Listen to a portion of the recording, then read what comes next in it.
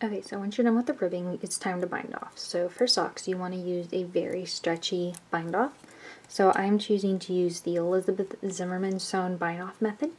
So for that, you need at least 3 times what you're working on of yarn. So 3 times the cuff length. So 1, 2, 3, and I'm going to pull out a little extra just to be sure.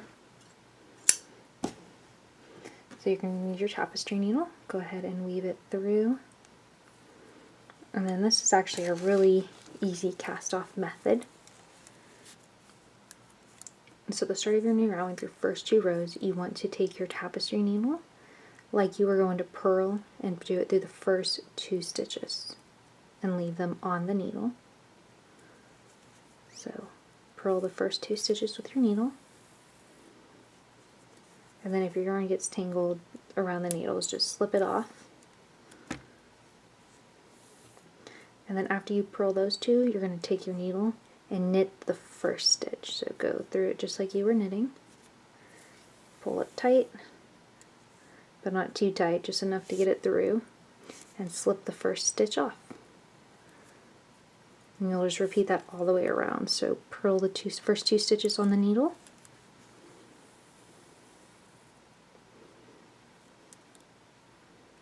And then knit the first one again.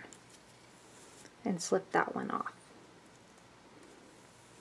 And you want to repeat this until all your stitches are done.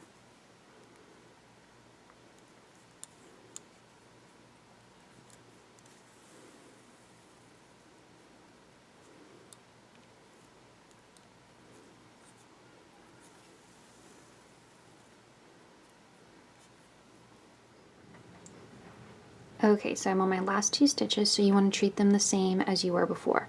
Go ahead and purl, and then knit. Slide that one off. And then this last one you just want to run through and make a tiny little knot. So run it through and then put your needle through the loop and pull it. And there you go, you are done. You just need to go ahead and weave in the ends. Now, since you want this to stay stretchy, don't weave it in around the top. Go ahead and just weave it through a couple spaces through the main part of the sock. And if you go between the rows or down the purl stitches, it won't be as obvious what you did. So go down a couple times and then go up a couple times, just so as it gets stretched and worn, it won't come out. To learn more about knitting, check out my other YouTube videos and my website, carrottopliving.com.